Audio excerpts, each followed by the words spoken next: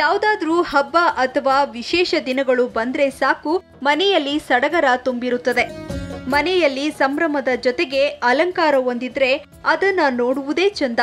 ಅದರಲ್ಲೂ ಪೂಜೆಗೆಂದು ಮಾಡುವ ಅಲಂಕಾರಕ್ಕೆ ಸರಿಸಾಟಿಯಾದ ಅಲಂಕಾರ ಮತ್ತೊಂದಿಲ್ಲ ಬಿಡಿ. ಬಾಳೆ ಎಲೆಯೊಂದನ್ನ ಬಳಕೆ ಮಾಡಿ ಸುಂದರವಾಗಿ ಅಲಂಕಾರ ಮಾಡೋದು ಹೇಗೆ ಅಂತ ನೋಡೋಣ ಬನ್ನಿ. ನಮಸ್ಕಾರ ಸಿರಿ ವೀಕ್ಷಕರೇ, ನಾನಿವತ್ತು ನಿಮಗೆ ತಾಯಿ ಆರ್ಟ್ ಮಾಡುವುದನ್ನು ಹೇಳ್ಕೊಡ್ತಾ ಇದ್ದೀನಿ. ಇದು ಥಾಯ್ಲ್ಯಾಂಡಿಂದ ಬಂದಿರುವಂತಹ ಕಲೆ. ಇದನ್ನು ಮಾಡಬೇಕಾದ್ರೆ ಬಾಳೆ ಎಲೆ ಅಥವಾ ಇನ್ನಿತರ ಯಾವುದಾರ ಎಲೆ ಮತ್ತು ಹೂವಿನ ದಳಗಳನ್ನು ಉಪಯೋಗಿಸ್ತಾರೆ. ನಮ್ಮ ಭಾರತೀಯ ಸಂಸ್ಕೃತಿಗೆ ಅನುಗುಣವಾಗಿ ನಾವು ಇದನ್ನು ನಮ್ಮ ಹಬ್ಬ ಹರಿದಿನಗಳಲ್ಲಿ ಉಪಯೋಗಿಸ್ತೇವೆ. ತಾಯಿ ಆರ್ಟಿಗೆ ಬೇಕಾಗಿರುವ ಸಾಮಗ್ರಿಗಳು ಥರ್ಮೋಕೋಲ್, ಬಾಳೆ ಎಲೆ, ಹೂವು, ಗುಂಡ್ಪಿನ್ ಮತ್ತು ಕತ್ತರಿ. ಮೊದಲು ಥರ್ಮಾಕೋಲನ್ನು ತಗೊಂಡು ನಮಗೆ ಯಾವ ಆಕಾರಕ್ಕೆ ಬೇಕು ಆ ಆಕಾರಕ್ಕೆ ಕತ್ತರಿಸ್ಕೋಬಹುದು. ನಾನು ಈ ಆಕಾರಕ್ಕೆ ಇದನ್ನು ಕತ್ತರಿಸ್ಕೊಂಡಿದ್ದೀನಿ. ಇದರ ಮೇಲೆ ಬಾಳೆ ಎಲೆಯಿಂದ ಮುಚ್ಚಬೇಕು.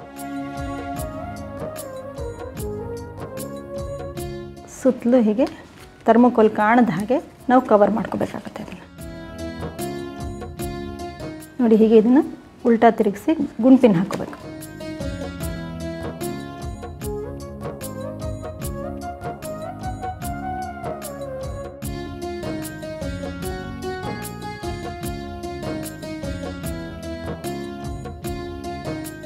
ನೀಟಾಗಿ ಕವರ್ ಮಾಡ್ಕೋಬೇಕು. ಹಿಂದೆ ಮುಂದೆ ಎಲ್ಲೂ ಥರ್ಮೋಕೋಲ್ ಕಾಣಿಸ್ಬಾರ್ದು ನಿಮಗೆ. ಹೀಗೆ ನೀಟಾಗಿ ಕವರ್ ಮಾಡ್ಕೋಬೇಕು. ಈಗ ಇದ್ರ ಮೇಲೆ ಡಿಸೈನ್ ಮಾಡೋದು ಹೇಗೆ ಅಂತ ನಾನು ನಿಮಗೆ ತೋರಿಸ್ಕೊಡ್ತೀನಿ. ಮೊದಲು ಒಂದು ಬಾಳೆ ಎಲೆ ತೊಗೋಬೇಕು. ಅದನ್ನು ಹೀಗೆ ನೀವು ನೀಟಾಗಿ ತುದಿ ಕಟ್ ಮಾಡ್ಕೋಬೇಕು. ಕೋನ್ ಥರ ಮಾಡ್ಕೋಬೇಕು. ಹೀಗೆ ಇಟ್ಕೊಂಡು ಹೀಗೆ ಸುತ್ತಕೊಳ್ತಾ ಹೋಗಬೇಕು. ಕೆಳಗಡೆ ಭಾಗ ಕಟ್ ಮಾಡಿ ಇದ್ರ ಮೇಲೆ ಹೀಗೆ ಇಟ್ಟು ಅದನ್ನು ಚುಚ್ಕೋಬೇಕು.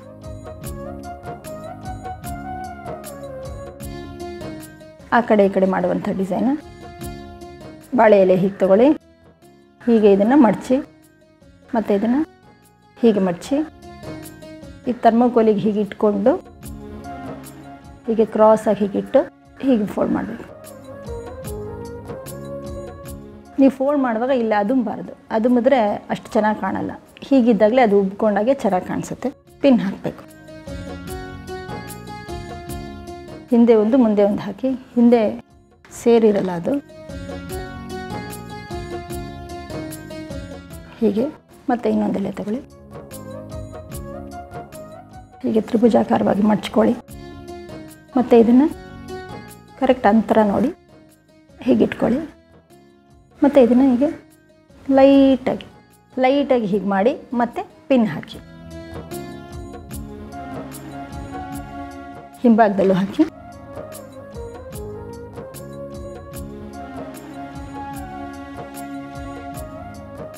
ಇನ್ನೊಂದು ಪೀಸ್ ತಗೊಳ್ಳಿ.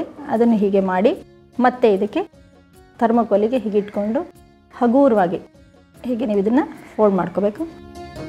ನಂತರ ಗುಂಡ್ಪಿನ್ ಚುಚ್ಚಿ ನೋಡಿ. ಮುಗಿದ ಮೇಲೆ ಇದು ಈ ರೀತಿ ಕಾಣಿಸುತ್ತೆ. ಇದ್ರ ಮೇಲೆ ಮತ್ತೆ ನಾನು ನಿಮಗೆ ಡಿಸೈನ್ ಮಾಡೋದು ಹೇಳ್ಕೊಡ್ತೀನಿ. ಈಗ ನಾನು ಹೇಳ್ತಾ ಇರೋ ಡಿಸೈನ್ ನೀವು ಶುರು ಮಾಡಬೇಕಾದ್ರೆ ಮೇಲಿಂದನೇ ಶುರು ಮಾಡಬೇಕು. ನೀವು ಕೆಳಗಡೆಯಿಂದ ಶುರು ಮಾಡಿದ್ರೆ ಅದು ನೀಟಾಗಿ ಬರಲ್ಲ. ಮೇಲಿಂದನೇ ಶುರು ಮಾಡಿಕೊಂಡು ಮುಗಿಸ್ಬೇಕಾಗತ್ತೆ. ಇದನ್ನು ನೀವು ಒಂದು ಎಲೆ ತಗೊಳ್ಳಿ, ಮಡ್ಚ್ಕೊಳ್ಳಿ. ಮಡ್ಚ್ಕೊಂಡು ಇದನ್ನು ಎಕ್ಸ್ಟ್ರಾ ಪೀಸ್ನ ಕಟ್ ಮಾಡ್ಕೊಳ್ಳಿ. ನೋಡಿ, ಇದನ್ನು ಹೀಗೆ ಒಳಗಡೆ ತಳ್ಳಬೇಕು. ಕೆಳಗಡೆ ಭಾಗ ಮೇಲಿರಲಿ, ಮುಂದಿನ ಭಾಗ ಸ್ವಲ್ಪ ಮುಂದ್ಗಡೆ ಇರಲಿ. ಹಾಗೆ ಮತ್ತೆ ಇಲ್ಲೂ ಹಾಗೆ ಮಾಡಬೇಕು. ಹೀಗೆ ಮಾಡಿ ಮತ್ತೆ ಇದನ್ನು ನೀವು ಒಳಗಡೆ ಒಂದು ಸರಿ ಫೋಲ್ಡಿಂಗು ಮತ್ತು ರೈಟ್ ಸೈಡು ಲೆಫ್ಟ್ ಸೈಡ್ ಎರಡೂ ಮಾಡಿಕೊಂಡು ಪುನಃ ಮತ್ತೆ ಇದನ್ನು ಇದ್ರ ಮೇಲೆ ಹೀಗೆ ಹಾಕ್ಕೋಬೇಕು. ಹಾಕ್ಕೊಂಡು ಇದಕ್ಕೆ ಇಲ್ಲಿ ಪಿನ್ ಹಾಕಿ ಚುಚ್ಚಬೇಕು.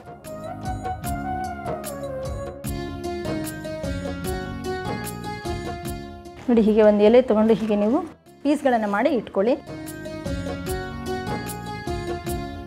ಕೋನ್ ಥರ ಎರಡೇ ಲೇಯರು ಸುತ್ಕೋಬೇಕು. ಮತ್ತು ಇದನ್ನು ಹಿಂಭಾಗಕ್ಕೆ ಹೀಗೆ ಟ್ವಿಸ್ಟ್ ಮಾಡ್ತಾ ಬರಬೇಕು. ನೀವು ಟ್ವಿಸ್ಟ್ ಮಾಡ್ತಾ ಮಾಡ್ತಾ ಮಾಡ್ತಾ ಅದು ರೋಸಿನ ಆಕಾರ ಪಡೆಯುತ್ತೆ. ಮಾಡಾದಮೇಲೆ ಕೊನೆಯಲ್ಲಿ ಇದಕ್ಕೆ ಸ್ಟೇಪ್ಲರ್ ಹೊಡಿಬೇಕು.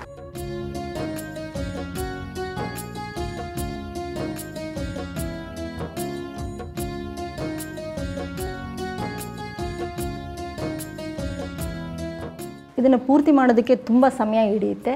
ಹಾಗಾಗಿ ನಾನು ಮೊದಲೇ ಒಂದು ಪೀಸನ್ನು ರೆಡಿ ಮಾಡಿ ಇಟ್ಟಿದ್ದೀನಿ. ಈಗ ಹೂಗಳನ್ನ ಚುಚ್ಚೋದು ಹೇಗೆ ಅಂತ ನಾನು ನಿಮಗೆ ತೋರಿಸ್ತೀನಿ. ನೋಡಿ, ತಾಯಿ ಆರ್ಟ್ ಮುಗಿದ ಮೇಲೆ ಈ ರೀತಿ ಕಾಣುತ್ತೆ. ಇದು ಮಾಡೋದಕ್ಕೆ ತುಂಬ ಸಮಯ ಹಿಡಿಯೋದ್ರಿಂದ ನಾನು ಇವಾಗ ಇದನ್ನು ಹೇಗೆ ಮಾಡಿದ್ದೀನಿ ಅಂತ ಹೇಳಿಬಿಡ್ತೀನಿ. ಇದನ್ನು ನಾವು ಮೊದಲು ಮಾಡ್ಕೊಂಡ್ವಲ್ಲ ಈ ಥರ ಪೀಸು, ಇದನ್ನು ಹೀಗೆ ಕಂಪ್ಲೀಟ್ ಆದಮೇಲೆ ಹೀಗೆ 3 ಜೋಡಿಸ್ಕೊಂಡಿದ್ದೀನಿ. ಮತ್ತು ಅದ್ರ ಮಧ್ಯೆ ಮಲ್ಲಿಗೆ ಹೂಗಳನ್ನ ಚುಚ್ಚಿದ್ದೀನಿ. ನಂತರ ರೋಸು ಇಲ್ಲಿ ಬಾರ್ಡ್ರಿಗೆ ಇಲ್ಲೊಂದು ಸ್ವಲ್ಪ ಹಾಕ್ಕೊಂಡಿದ್ದೀನಿ, ಇಲ್ಲಿ ಒಂದು ಸ್ವಲ್ಪ ಹ್ಯಾಂಡ್ಲಿಗೆ ಇಲ್ಲೊಂದು ಸ್ವಲ್ಪ ಹಾಕ್ಕೊಂಡಿದ್ದೀನಿ.